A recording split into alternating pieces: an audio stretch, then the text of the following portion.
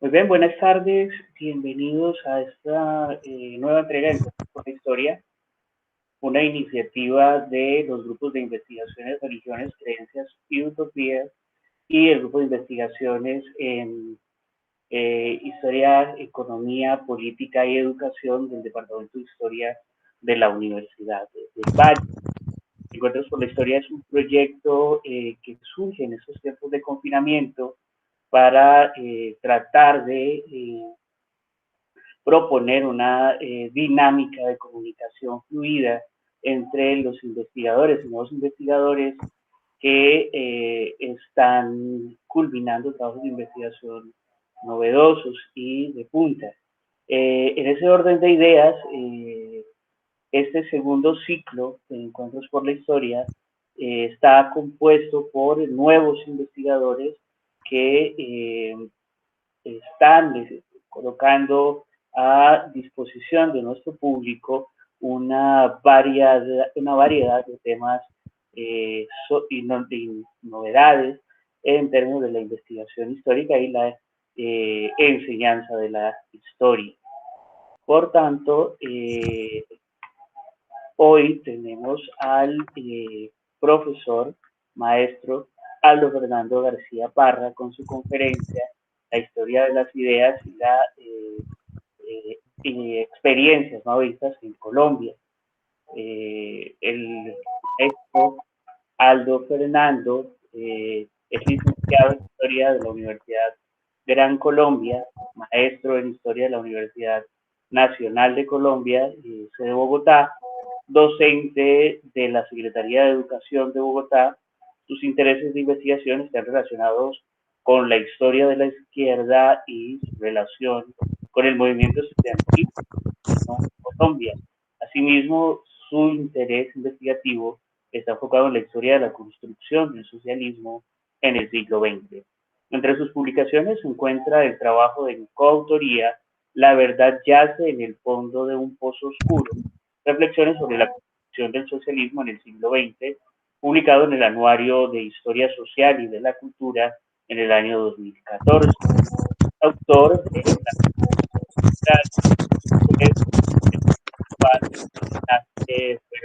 Bermejo en el año 2017 y su más reciente publicación en la revista Historia Ciencia Nueva, revista Historia y Política, algunas reputaciones a las transversaciones del comunismo el año anterior. Hoy vamos a funcionar con bajo la siguiente metodología. En primer lugar, transmitiremos por Facebook Live y allí los participantes a la charla tendrán la posibilidad de poner sus comentarios cuando finalice la conversación con el encuentro con el maestro Aldo Fernando y posteriormente quien les habla transmitirá las preguntas al investigador. Eh, Estaremos conectados más o menos unos 45 minutos a una hora, si no, si no hay ningún imprevisto por este medio. Y profesor Aldo, el auditorio, la sala es suya. Bienvenido.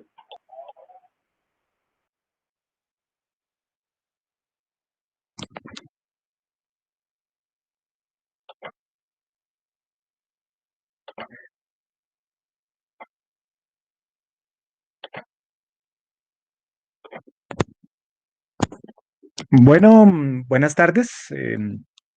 Cordial saludo al equipo de Encuentros por la Historia. mm, Agradecido por la aceptación del trabajo para socializarlo en este espacio.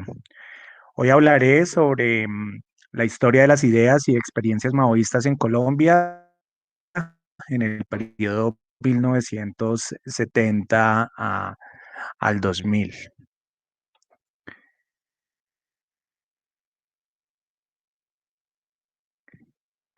Bueno, la presente como objetivos, analizar la historia de las ideas y experiencias en el periodo señalado y analizar también, examinar la asimilación política e ideológica del maoísmo en Colombia, en el movimiento estudiantil y en el movimiento campesino en dicho periodo. Asimismo, buscó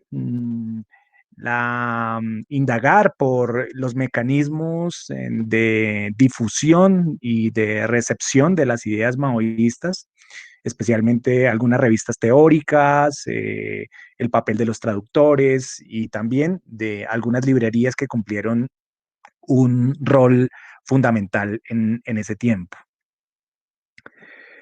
Sobre la metodología, esta investigación se basa especialmente en la teoría de la recepción desarrollada en parte por Horacio Tarcus e intenta trascender el viejo enfoque de la historia de las ideas que se centraba principalmente en los grandes hombres y buscó, digamos que, analizar el compromiso de un conjunto de individuos que asumieron un papel como sujetos activos en la lucha y en la transformación social en estas décadas.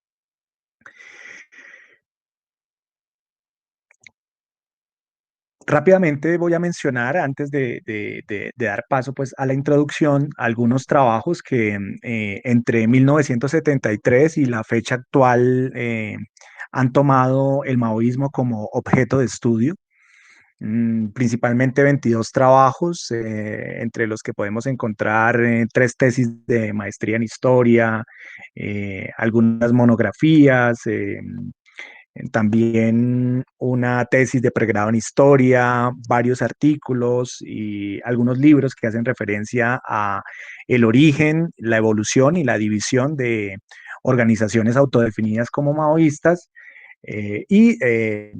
Allí algunos de sus escritores y productores como Mauricio Archila, Fran Molano, Miguel Urrego y Rodolfo Hernández fueron, digamos, los quienes desarrollaron esas, esas investigaciones. También algunas obras literarias sobre el maoísmo, especialmente Juego de Damas, El Dedo Índice de Mao y también El Río fue testigo. Sobre esto no me voy a detener mucho. Acá, digamos, estas son unas preguntas que los distintos investigadores han generado sobre el objeto de estudio, entre ellas, ¿por qué pegó tanto el maoísmo en el mundo universitario y no solo latinoamericano? ¿Cuándo y en qué condiciones y cómo se conformó el discurso político donde los grupos maoístas del campo marxista-leninista en Colombia ubican su génesis? ¿De dónde venimos, hacia dónde vamos y hacia dónde debemos ir? Pues en alusión a uno de los textos, digamos, que ha servido de referente para indagar sobre el origen de algunas organizaciones maoístas. Me refiero al texto de 1975 de Proletarización, que lleva precisamente este nombre, de dónde venimos, hacia dónde vamos. Otra pregunta, ¿por qué el maoísmo colombiano en los años 70 no logró convertirse en un proyecto nacional con permanencia en el tiempo, sino que a finales de la década de 1970 quedó reducido a un conjunto de grupos marginales, fragmentados a pesar del fervor revolucionario, el espíritu de sacrificio y la sacralización de sus símbolos por parte de sus militantes y sus dirigentes? Preguntas relacionadas con los dirigentes, los principales dirigentes del Ejército Popular de Liberación y el Partido Comunista Marxista-Leninista, Pedro León Arboleda, Francisco Garnica, Libardo Moratoro, y algunos de los referentes teóricos pues, de las investigaciones, la teoría de la recepción, la historia de las mentalidades, la cultura política de la izquierda, por solamente mencionar algunos. Bueno, doy paso a la introducción. La discusión sobre el maoísmo tiene lugar en el contexto global actual, donde se profundizan los padecimientos, desigualdades y horrores para las masas del mundo, lo que suscita preguntas clave sobre las alternativas y posibilidades materiales para la transformación de la sociedad. Poner el foco en la historia del maoísmo y su vigencia tiene particular relevancia, pues aunque históricamente fue un referente importante durante el siglo XX, Este no parece estar ni en la agenda política de los pueblos, ni en la lucha actual de la izquierda. Este último aspecto contrasta con algunas décadas de la segunda mitad del siglo XX en las que el maoísmo fue influyente. No obstante, la valoración sobre lo que es el maoísmo y lo que éste ha significado en las luchas revolucionarias de los pueblos, en particular en Colombia, hace parte del necesario balance que puede contribuir a un nuevo ciclo de transformaciones revolucionarias, pero también para lograr un mejor entendimiento de los aciertos, las limitaciones y los errores que los pueblos han enfrentado en sus luchas históricas. Plantearse el estudio del maoísmo en Colombia no es tarea fácil porque este fenómeno dista de ser unitario u homogéneo. Ni en el movimiento comunista internacional, ni en las organizaciones autodefinidas como maoístas en Colombia ha existido una comprensión unificada del mismo. Aunque tal situación podría ser un obstáculo epistemológico para comprender y caracterizar el maoísmo, la ausencia de univocidad en torno a este fenómeno es parte de una complejidad que merece ser tratada también por la investigación académica como objeto de estudio relevante. La experiencia histórica del maoísmo en Colombia es una historia abierta, aún por conocer, que debe tratarse con rigor y profundidad.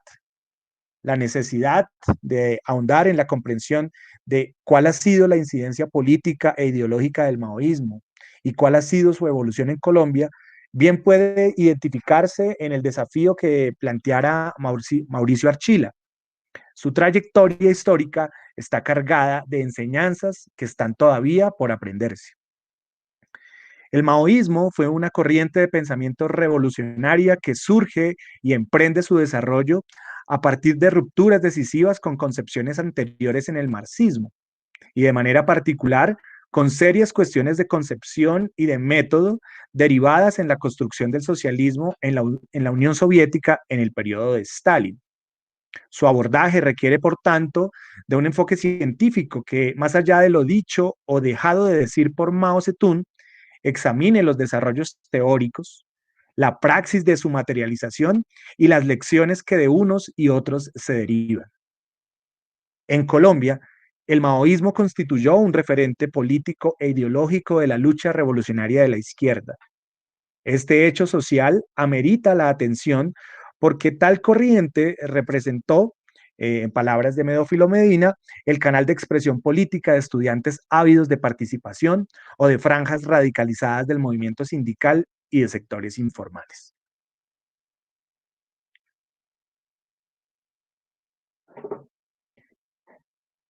La difusión y recepción del maoísmo en Colombia, 1971-2000.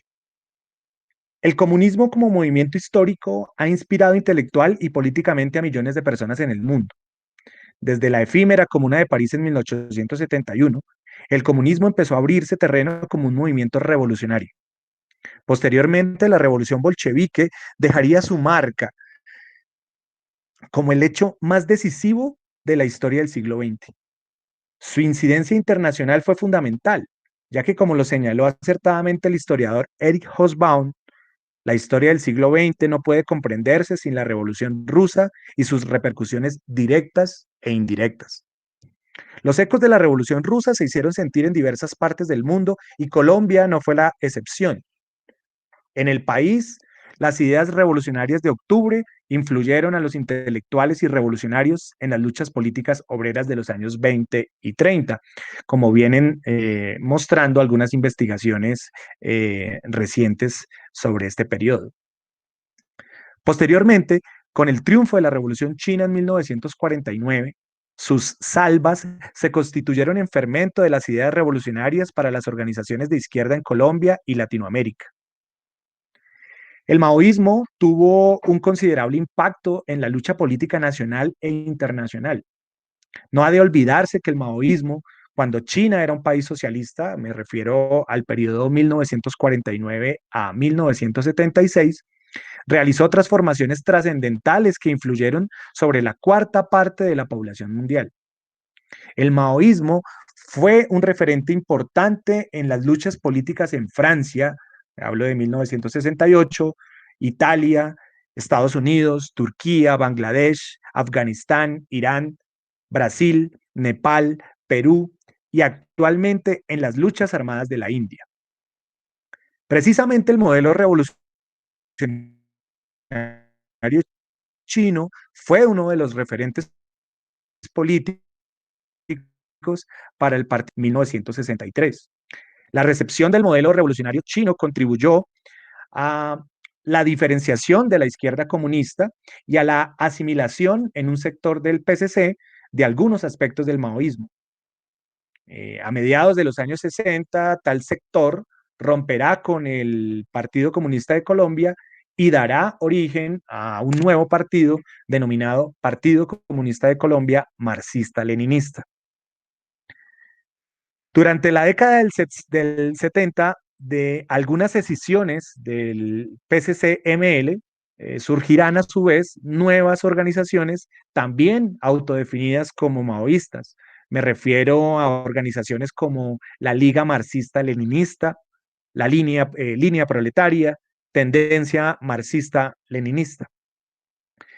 Por otra parte, independientes del Partido Comunista Marxista-Leninista, emergerán otras organizaciones inspiradas en el pensamiento de Mao que configurarán lo que se caracterizó como el campo marxista-leninista en Colombia. Me refiero a organizaciones como Testimonio y Unión Proletaria.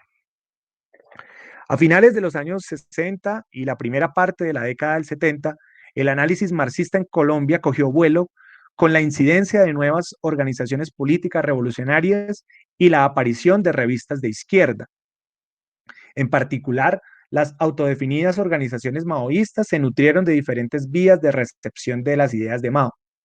Específicamente en los años 70, emergieron revistas que sirvieron como vehículos de difusión de las ideas revolucionarias. En particular, dos revistas por las que fluyeron estas ideas fueron Uno en Dos y Revista de Revistas. La revista Uno en Dos. Algunos intelectuales progresistas, algunos de ellos muy cercanos al maoísmo, con algún grado de independencia de cualquier organización, crean la revista Uno en Dos. Esta fue una revista de tiraje trimestral que circuló en Colombia entre 1971 y 1977.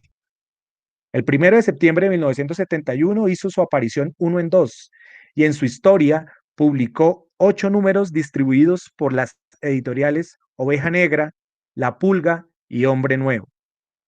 La revista surgió en una situación política importante de desarrollo del movimiento estudiantil y de las luchas campesinas en el país.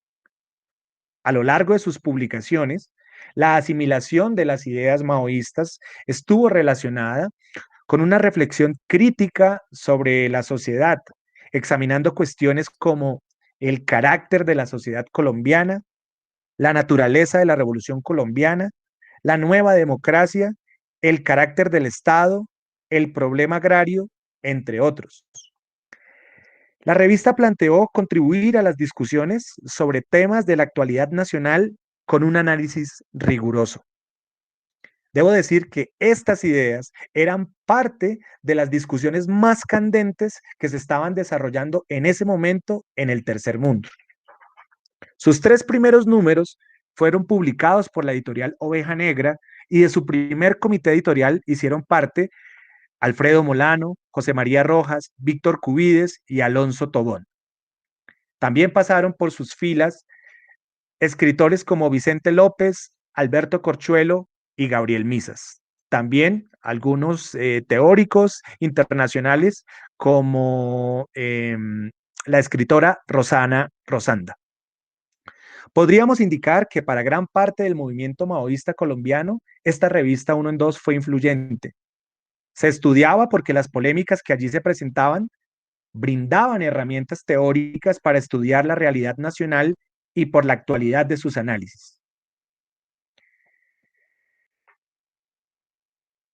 Revista de revistas.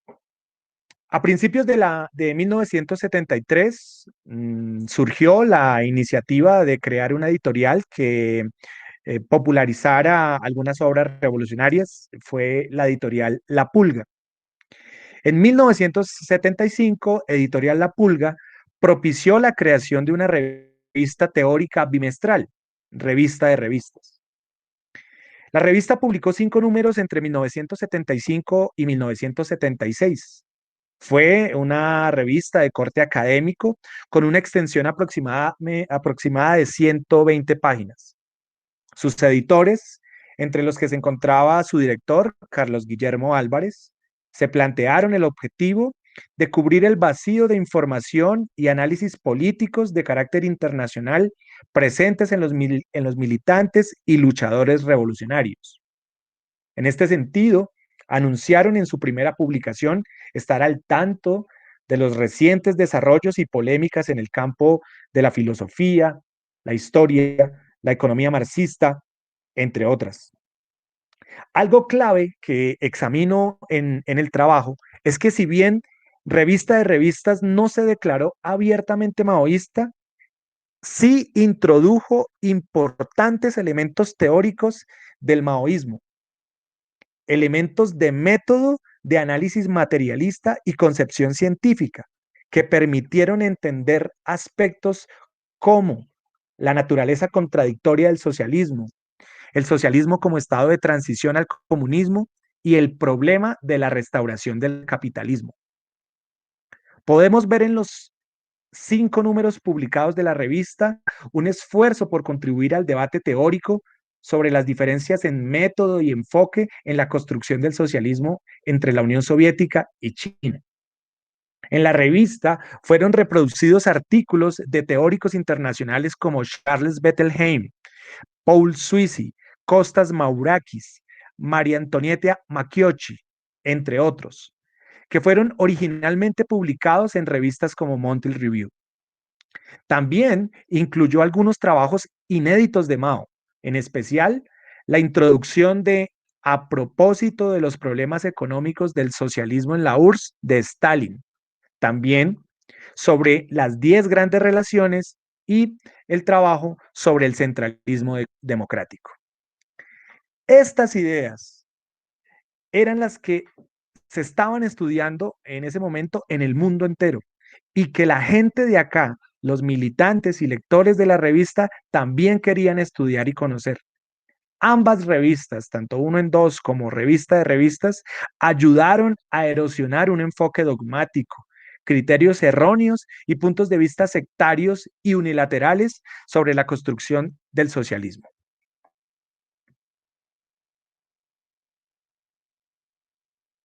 Voy a pasar acá. El papel intelectual de Enrique Posada Cano y el surgimiento de la librería Cinco Continentes.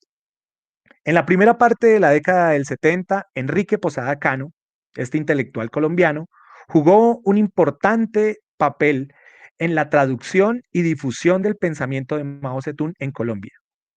Desde su primera estadía en China, entre 1965 y 1969, trabajó para el Buró Central de Traducciones y Publicaciones de las obras de Mao y otros líderes chinos. Como muchas otras personalidades en el mundo, fue atraído por el proceso histórico de transformación social que se estaba llevando a cabo en China desde 1949. Su acercamiento al gigante asiático se da por medio de la Embajada de China en La Habana.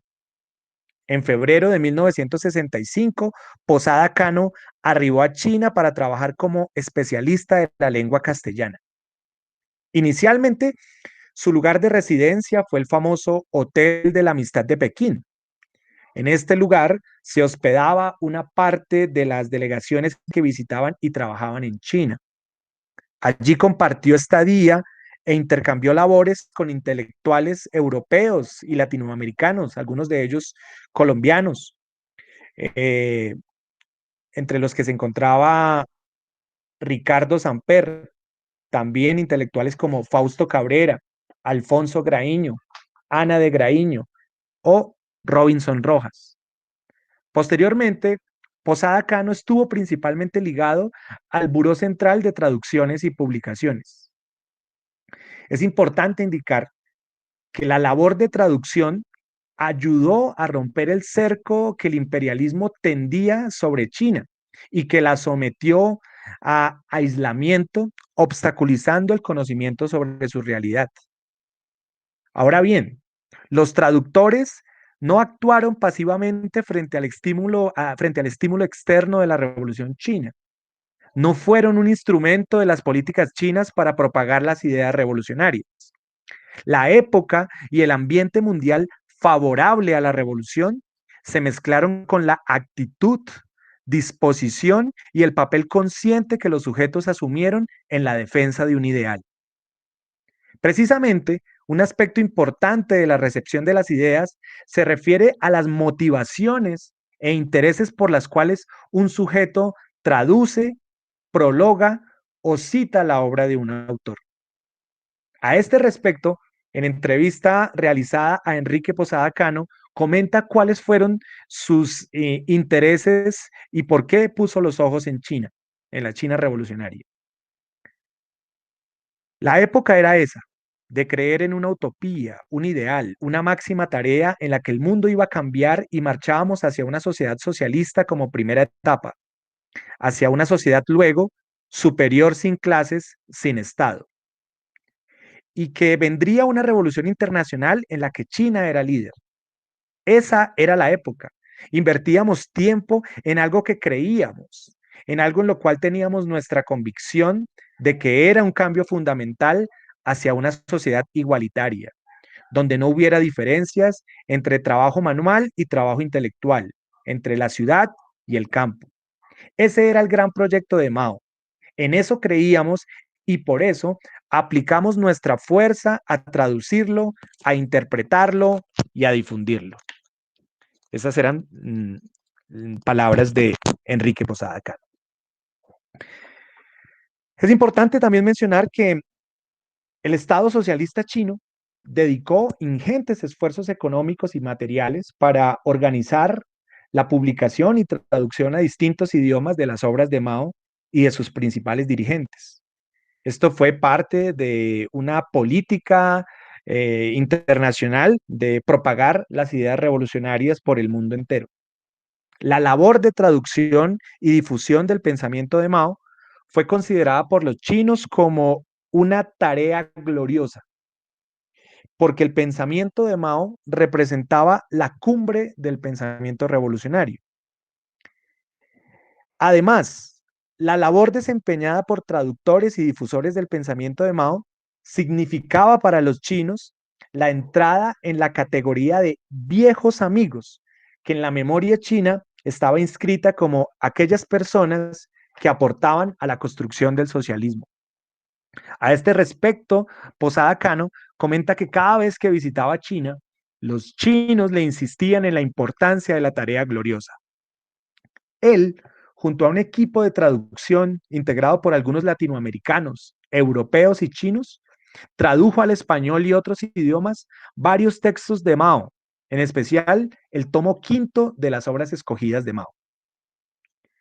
A la par que asumía la tarea gloriosa, Enrique Posada Cano impulsó la creación en Bogotá de una librería que sería fundamental en la circulación de las ideas maoístas en Colombia. La librería se llamó Cinco Continentes. Fue fundada posiblemente entre 1972 y 1973. Estaba ubicada en el centro de Bogotá, en la carrera novena entre calles 12 y 13. No era un sitio muy vistoso para una librería, ya que se encontraba en medio de almacenes de ropa y de accesorios para la industria textil. No tenía un letrero que advirtiera pues el lugar de la librería y como lo comenta uno de sus administradores, la librería se encontraba en un segundo piso y dentro de eso había una piecita que era Cinco Continentes. En una se vendía y en la otra servía de bodega para guardar los libros. Posada Cano no atendía directamente la librería por su permanencia en China, pero orientaba el envío de literatura y los libros para Colombia. Mientras tanto, algunos militantes maoístas estaban al frente de su funcionamiento de administración. Aunque no pudimos acceder al catálogo de la librería, según uno de los administradores, la librería contaba con obras de Mao en diferentes formas y tamaños, obras de Marx, de Lenin, Engels, arqueología china, obras de Lu Xun, literatura china, libros y videos sobre medicina china, instrumentación y acupuntura. Asimismo, se vendía la revista Vietnam Hoy, entre otros materiales. En esencia, era la librería de los chinos, como lo comenta Ricardo Arango, quien simultáneamente administraba otra importante librería de izquierda, denominada El Zancudo. Además de ser una librería, Cinco Continentes actuaba como distribuidora. A Cinco Continentes llegaban militantes, luchadores de lo que se llamó en los 70s la Asociación Nacional de Usuarios Campesinos, por materiales. Llegaban de distintos lados, de Caquetá, La Guajira, Nariño, la costa atlántica, Antioquia y el eje cafetero. La librería distribuía materiales a librerías más pequeñas, como unas casetas muy conocidas en los 70s que fueron acá en Bogotá, casetas en el centro, en la calle 19, pues que configuraban toda una red de circulación de libros mucho más amplia.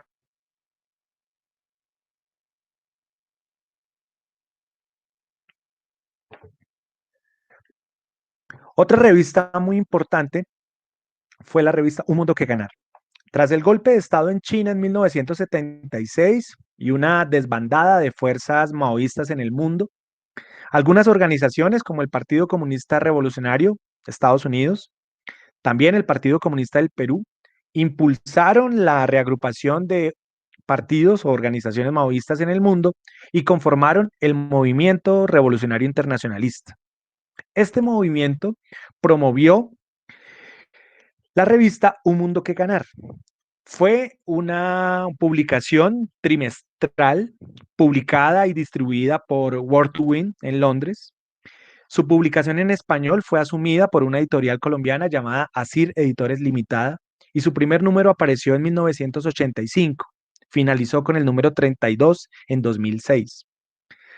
Basándose en el espíritu y tareas planteadas por el Movimiento Revolucionario Internacionalista, la revista tuvo como objetivo contribuir al proceso revolucionario proveyendo análisis y comentarios sobre los acontecimientos vitales del mundo y del movimiento revolucionario.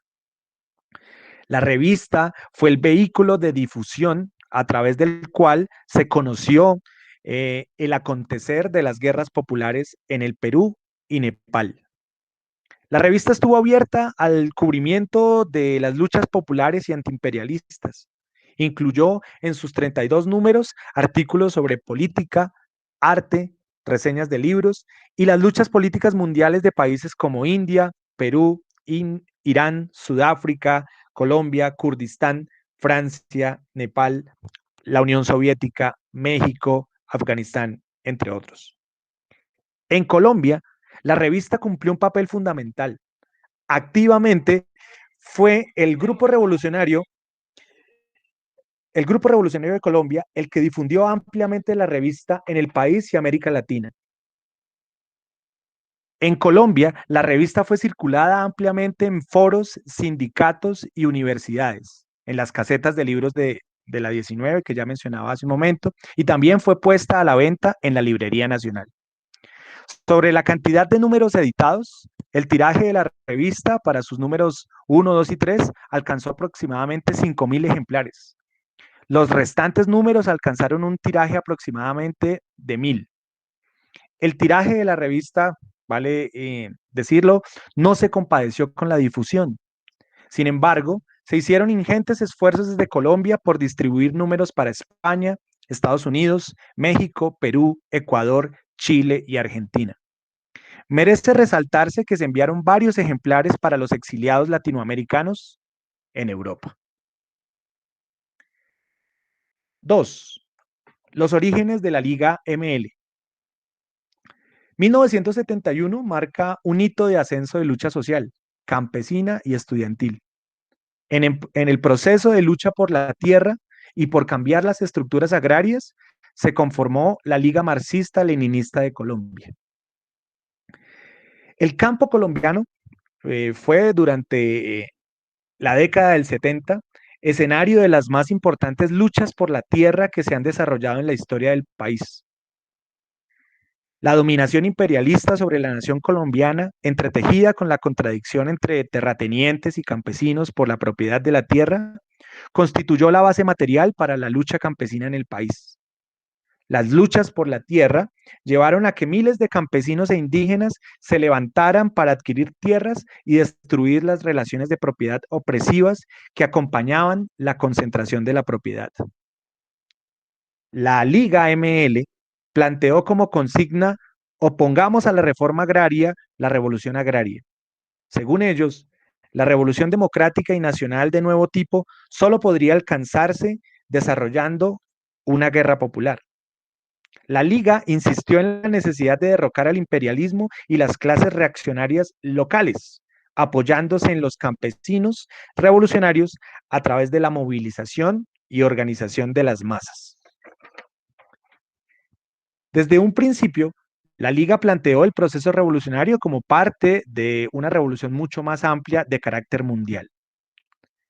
Se propuso, acorde con las particularidades y el carácter semifeudal del país, llevar a cabo una revolución nacional antiimperialista y una revolución de nueva democracia contra la opresión terrateniente.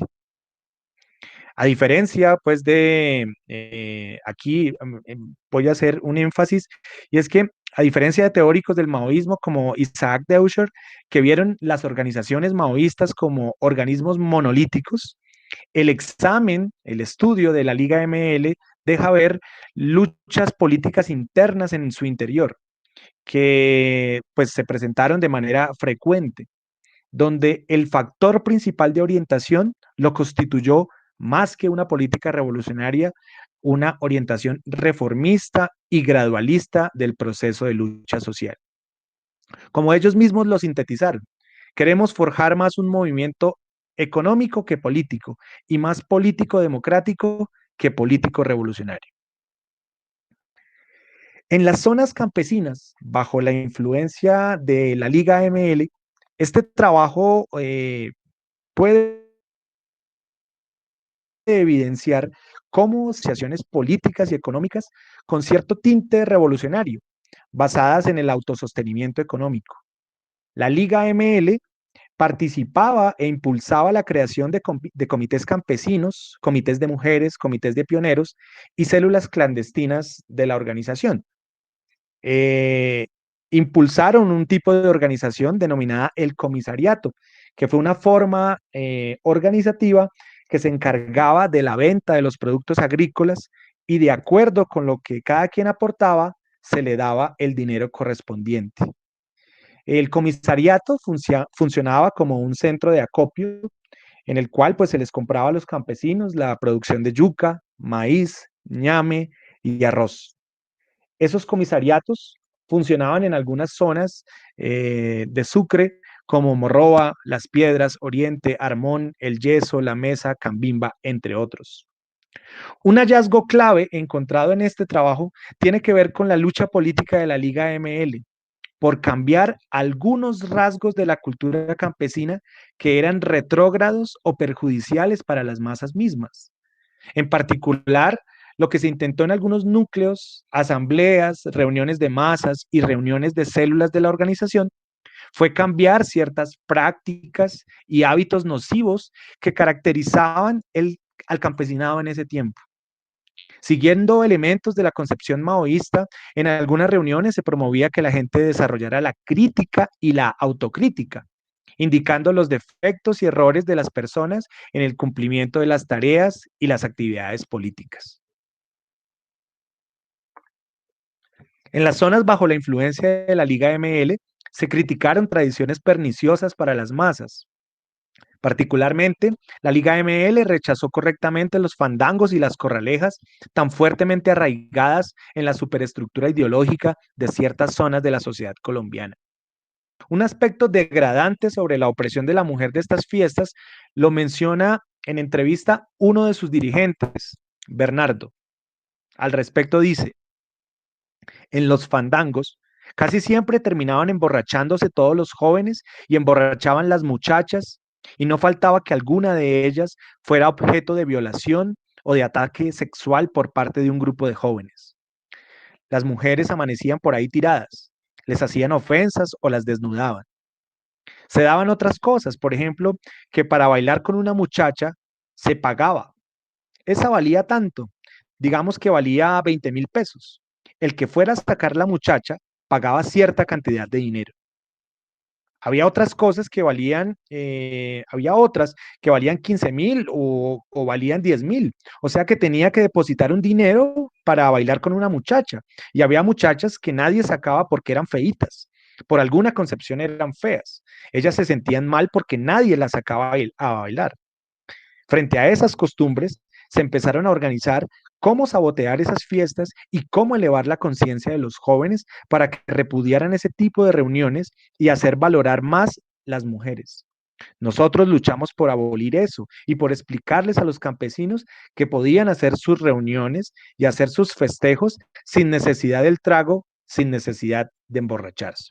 Esas eran las palabras de uno de los dirigentes.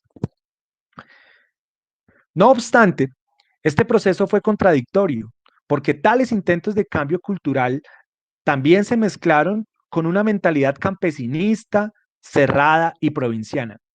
Los miembros de la liga tenían prohibido ver televisión, así lo denominaban, ver televisión, la televisión burguesa, escuchar las cadenas radiales burguesas e imperialistas, leer la prensa burguesa. En algunas zonas rurales influenciadas por la Liga ML, hubo personas imbuidas con un enfoque moralista que expresaban, que se expresaba con críticas absurdas, así la gente bailaba, si las mujeres se aplicaban rubor en su rostro, si se pintaban los labios o se ponían aretes. En cierto sentido, hubo una tendencia al campesinismo, expresado en el rechazo a la gente de las ciudades con marcado antiintelectualismo. Es de destacar en la labor propagandística de la Liga el papel que tuvieron los difusores de su línea política e ideológica. En esta organización cumplieron un papel destacado los campesinos revolucionarios, quienes asumieron un papel activo en divulgar las ideas revolucionarias.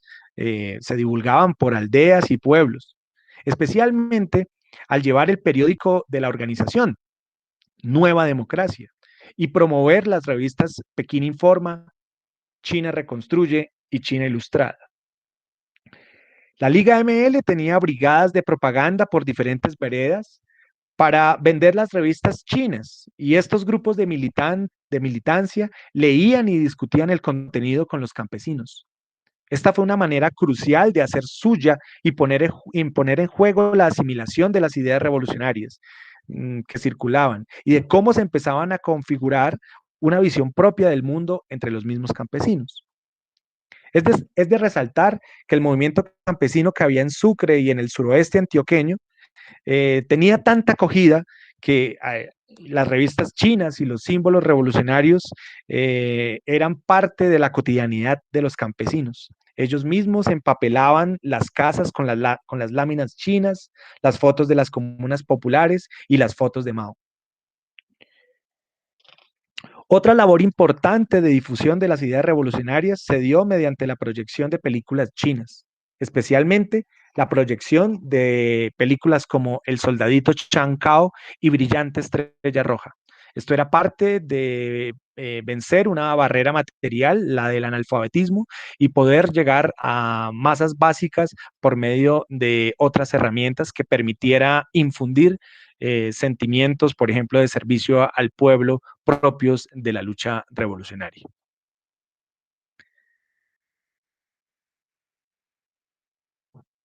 ¿Me puedes indicar cómo voy de tiempo y cuánto me queda? Eh, 10, ¿Sí? sí, 10 minutos, profesor Aldo. ¿10 minutos? Listo. Mm, Gracias. En esta tercera parte hablaré especialmente de la asimilación del pensamiento de Mao en las organizaciones estudiantiles. En los 60, en todo el mundo se vivía un tiempo de efervescencia y lucha intelectual en la universidad, desde el movimiento por la libertad de expresión en Estados Unidos, pasando por el influjo del triunfo de la Revolución cubana, el Mayo francés del 68 en los países imperialistas, hasta las grandes movilizaciones estudiantiles de los países del tercer mundo que vivían el mayor apogeo de luchas de liberación nacional. Todas ellas influenciadas en buena parte por la Revolución Cultural China y con un marcado sentimiento antiimperialista. Fue una época marcada por el compromiso de la juventud con la sociedad en su conjunto. En Colombia se produjo una gran movilización en contra de las políticas y proyectos del imperialismo en los países oprimidos como parte de desplegar el capitalismo. Pues recordarán algunos de los proyectos lesivos, como el llamado Plan Atcon. Dentro de este ambiente de politización, movilización y oposición al imperialismo a finales de la década del 60 y comienzos del 70, el abanico de fuerzas estudiantiles autodefinidas como maoístas era bastante amplio. Durante las jornadas de lucha estudiantil de 1971, había fuerzas como la Juventud Patriótica, las brigadas de activistas revolucionarios de las universidades Antioquia, Medellín y Nacional, el Grupo Marxista-Leninista de Antioquia y las organizaciones del PSC-ML. Y también Testimonio. Este es un hallazgo importante porque se creía que en ese tiempo la presencia de las fuerzas maoístas había sido marginal o que había sido realmente algo, su presencia había sido algo exótico. Lo que muestra esta investigación es que tuvieron un papel importante en varias regiones del país, en varias universidades y fue en algunos incluso un papel de dirección en el movimiento estudiantil. En Colombia, el año de 1971 empezó con protestas estudiantiles en la Universidad del Cauca y en Cali, donde estudiantes de la Universidad del Valle se movilizaron para rechazar la estructura jerárquica de la universidad, exigir la renuncia de algunos rectores, la eliminación de la representatividad del sector privado y la presencia de la iglesia en los organismos superiores de la universidad. Ante la represión estatal y la negativa de las directivas universitarias a adelantar cambios sustanciales a la educación, los estudiantes resuelven declarar paro general, un paro nacional, y allí en este paro y en estas movilizaciones, pues va a tener una presencia importante el sector maoísta. Para algunas fuerzas maoístas, la lucha estudiantil era parte de la lucha por la transformación revolucionaria de la sociedad. Eh, las reivindicaciones democráticas y antiimperialistas del programa mínimo, que conformaban pues la gran mayoría de estudiantes, creían las fuerzas maoístas debían enmarcarse y comprenderse dentro del desarrollo de la revolución de nueva democracia. En la lucha estudiantil de 1971 hubo dos corrientes de fuerzas maoístas. Por una parte, la corriente de Nueva Democracia y por otra, la corriente asociada al PSC-ML. Las fuerzas maoístas del campo de la Nueva Democracia coincidieron en algunos aspectos de la caracterización de la realidad colombiana. Algunos aspectos como la naturaleza de la sociedad colombiana, el carácter de la revolución colombiana, la cultura dominante en el país, el rechazo a la dominación imperialista, el análisis de clase de la sociedad colombiana, entre otros, fueron centro del análisis de las fuerzas maoístas. Estas fuerzas maoístas de la nueva democracia consideraron que una transformación en la cultura e ideología era parte indispensable del terreno fértil para una transformación venidera. Para un sector de las fuerzas maoístas fue clave el planteamiento de Mao Zedong sobre que la existencia social de la gente determina sus pensamientos. Una vez dominadas por las masas, las ideas correctas, características de la clase avanzada, se convertirán en una fuerza material para transformar la sociedad y el mundo.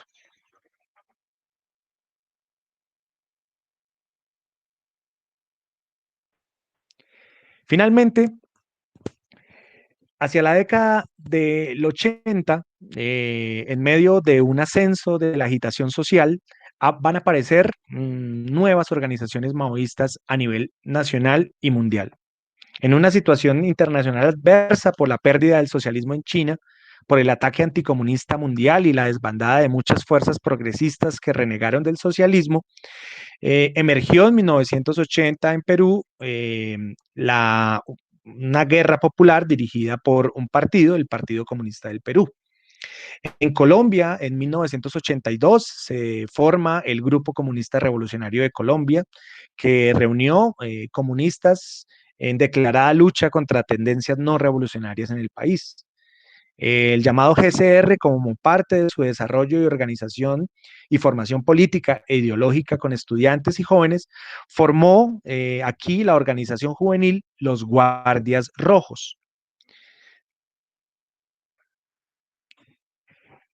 Los Guardias Rojos asumieron el papel de detonadores de las ideas revolucionarias, se vieron como puente de las ideas revolucionarias hacia las masas, de ahí que asumieron la defensa del internacionalismo proletario como principio fundamental del comunismo revolucionario. En este sentido, una de las características de los guardias fue su apoyo e intensa labor de agitación en las universidades públicas a los procesos de guerra popular en el Perú y Nepal, la lucha antiimperialista de los pueblos a nivel mundial y la divulgación del marxismo. Su planteamiento de apoyo a la guerra popular en el Perú y lo que ésta significó para las masas del mundo quedó expuesto en sus documentos y pintas difundidas en las universidades públicas. Otro aspecto del terreno de la lucha en el terreno ideológico de los Guardias Rojos fue la forma como asumieron, como apropiaron el maoísmo, especialmente un elemento central de lo que fue la Revolución Cultural China. Me refiero a la necesidad de transformar la concepción del mundo, la lógica y los valores del capitalismo, no solo abogando por una cultura antifeudal y democrática, sino esencialmente comunista. Es decir, la lucha por cambiar la concepción del mundo incluso antes de la toma del poder. Esto diferenció a los guardias rojos de otras fuerzas autodefinidas como maoístas. Otro elemento importante es que en el contexto de la década del 90, donde pues va a tener presencia los Guardias Rojos, desarrollaron una fuerte lucha contra el llamado posmodernismo. Asimilaron y defendieron una lucha por la ciencia en contra de la tendencia posmoderna a la negación de la realidad y la verdad objetiva. Esto pues constituyó una de sus principales banderas, que fue la lucha contra el posmodernismo. Concluyo, este trabajo analiza el papel de las revistas Sumen 2 y Revista de Revistas eh, como parte de una contribución general para un mejor entendimiento teórico sobre la realidad nacional e internacional.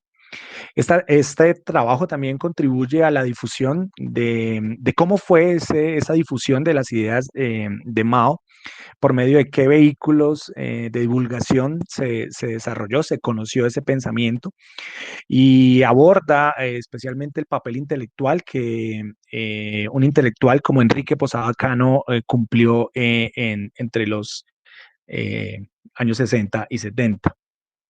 También algunas revistas importantes como la revista Mundo que Ganar, que fue un mecanismo supremamente importante para dar a conocer en distintos lugares del país lo que fueron las guerras populares en el Perú y Nepal. También contribuye al conocimiento de las luchas emprendidas en el campo por la llamada Liga Marxista-Leninista y su experiencia organizativa, aunque allí hace falta también ahondar y ampliar mucho más la investigación en la presencia también de otras organizaciones que incluso tuvieron un radio de influencia mayor que la Liga. Me refiero a la Organización Revolucionaria del Pueblo, la llamada ORP. Este trabajo muestra cómo las fuerzas maoístas estudiantiles tuvieron una presencia importante en la lucha estudiantil en el paro de 1971 y que estas fuerzas consideraron que era necesaria una transformación en la cultura e ideología como parte pues, de un terreno y de cambiar el ambiente para una transformación venidera, así lo consideraron. También aborda cómo hay una emergencia de lo que se creía como algo ya clausurado y perdido, el maoísmo, muestra precisamente cómo hay una nueva emergencia de organizaciones maoístas hacia los 80s, que fue clave especialmente el impacto que tuvo esto en algunas organizaciones estudiantiles como fueron los Guardias Rojos y la Unión de Estudiantes Revolucionarios, de la cual pues no alcancé a abordar. Especialmente el papel de los Guardias Rojos, pues como detonadores de las ideas revolucionarias, como puente de esas ideas hacia las masas, y una apropiación del maoísmo en el sentido de lo que significaba defender la necesidad de una transformación de la concepción del mundo como parte de un elemento central de lo que fue la revolución cultural en China.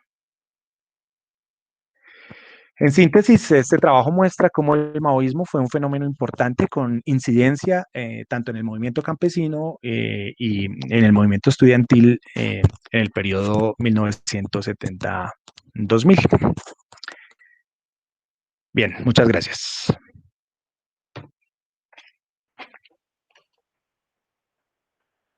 A usted, profesor Aldo, muchas gracias por su intervención, una intervención muy nutrida, muy interesante lo que usted expone, la, el desenvolvimiento de estas ideas maoístas en el contexto colombiano. Hay varias preguntas dentro de nuestro chat de Facebook. Me gustaría proponerle la siguiente metodología. Elaboremos bloques de 2 preguntas para que usted pueda recoger lo que allí se expone y eh, procede a contestar después de que yo se las lea. ¿Qué le parece? Guadalupe Mendoza Ramírez le pregunta, ahí seguimos muy interesante el papel de los traductores en la difusión de las ideas de Mao. Eh, Pregunta si ha hecho algún estudio sobre la red de distribución de esas traducciones en América Latina. Comenta que en México, en los 70, tuvieron también una amplia difusión, sobre todo en las universidades públicas.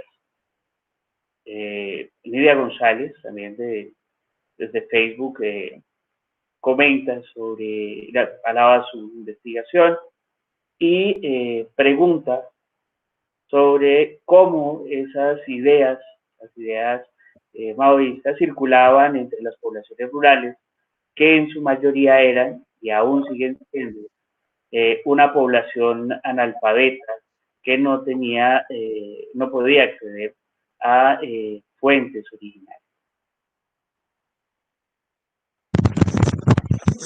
Listo, voy entonces con estas dos primeras, ¿cierto? Perfecto. Bien. Sí, es interesante analizar el papel de los traductores en la difusión de las ideas de Mao.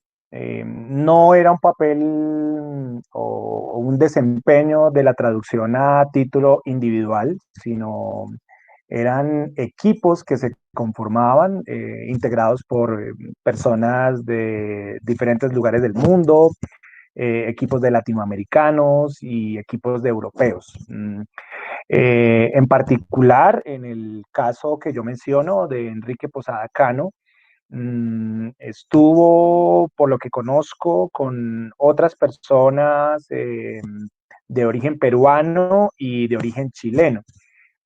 Quise ahondar más profundamente en cuál fue esa relación, esa red que establecieron. Fue, digamos, difícil llegar a poder seguirle el paso, a seguirle la pista, a seguir los indicios. Sé que alguien que participó en los equipos de traductores fue el chileno Robinson Rojas, que pues también tiene algunos materiales importantes sobre la Revolución Cultural China, materiales de economía y demás.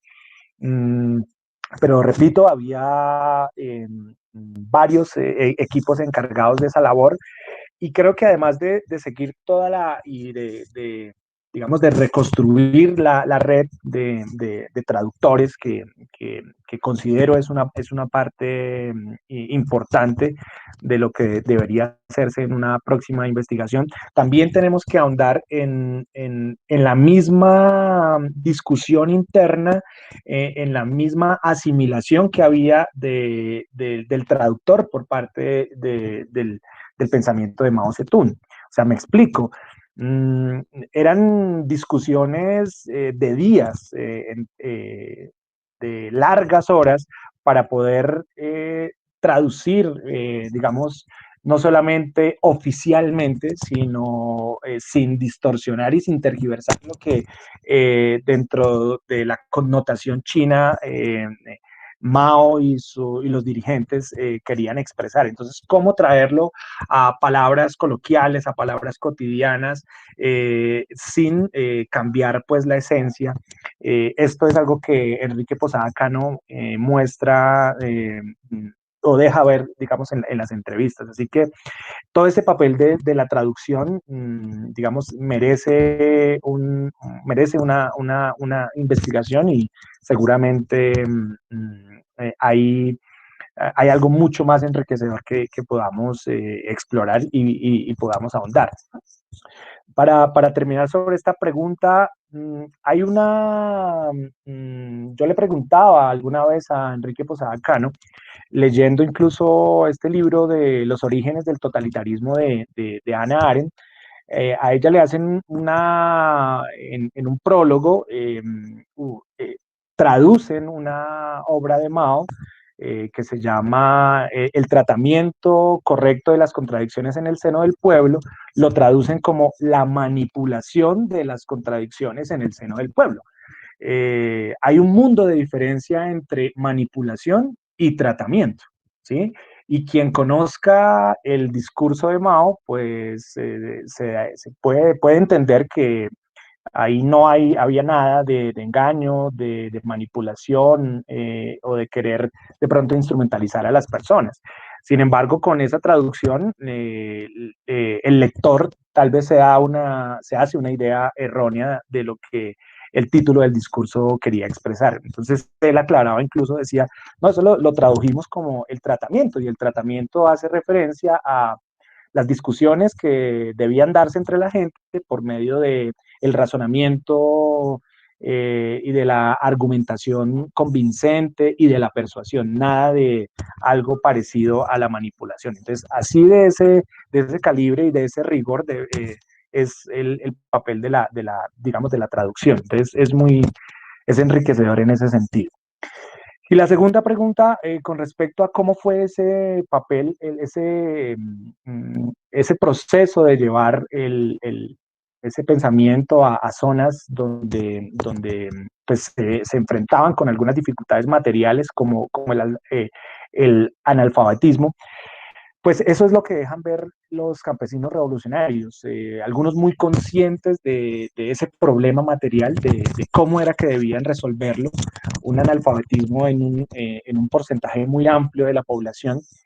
Decía yo en la presentación que parte de resolver, digamos, en un sentido el problema fue llevar películas y hacer esas proyecciones después de largas caminatas por el campo, hacer esas proyecciones, incluso muchas veces eh, sin los títulos, porque pues como no se tenía el acceso, no se tenía la posibilidad de entender pues, los subtítulos y demás, entonces solamente se dejaba la proyección y posteriormente los militantes encargados de hacer ese tipo de proyecciones explicaban los elementos centrales en un diálogo con las personas, no era solamente una cosa de que los militantes vertían ese conocimiento sobre las personas, sino que en un diálogo y en una discusión con las personas también de lo que veían, pues se lograba tener un mejor entendimiento y poder elevar digamos, la comprensión de los campesinos. Ese fue un mecanismo, el mecanismo de las proyecciones de películas, y el otro que mencionaba de cómo circularon esas ideas fue a través de que los campesinos revolucionarios que se encargaban de llevar el periódico Nueva Democracia y las revistas chinas, China Reconstruye, Pekín Informa, discutían con las personas en los hogares. Entonces era una cosa eh, eh, que era muy de mucha efervescencia en cierto sentido, así lo dejan ver los campesinos en las entrevistas. Para ellos incluso fueron los mejores años de su vida, como varios me lo manifestaban a mí incluso personalmente. Hay dos interrogantes más. Profesor Luis Javier Ibargüen, ¿qué relevancia tiene hoy para la investigación social entender el objeto de estudio de su investigación?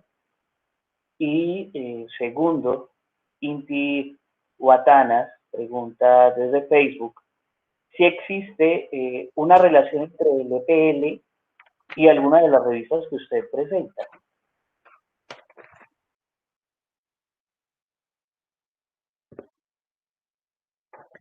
Bueno, sobre la relevancia lo mencionaba en la primera parte. Es, perdón.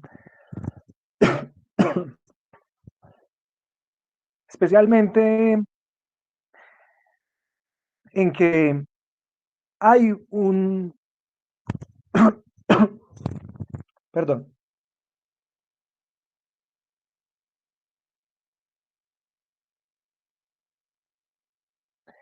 Decía que hay un contexto global en donde se han venido profundizando los padecimientos de las masas, las desigualdades y los horrores para los pueblos del mundo. En ese sentido, pues hay preguntas claves que las personas se hacen sobre cuáles son las alternativas y posibilidades materiales para la transformación de la sociedad. Y en ese sentido, como parte pues de que se conozca cuáles han sido esos caminos de emancipación, esas alternativas que los pueblos han forjado en diferentes partes del mundo, ahí precisamente es relevante o son relevantes investigaciones como estas, que se conozca que hubo un pasado de lucha eh, y que pueda, en cierto sentido, ser o ayudar a un correcto balance sobre cuáles fueron los aciertos, las limitaciones y los errores también que hubo de los pueblos cuando enfrentaron estas luchas históricas. Creo que parte también de conocer o de ayudar, de contribuir a conocer la historia de la izquierda en este país y de cuáles fueron esas conexiones, esos vínculos, esas asimilaciones de pensamientos avanzados que se dieron, digamos, en estas latitudes. Creo que en ese sentido que es importante o cobra relevancia una investigación de este corte.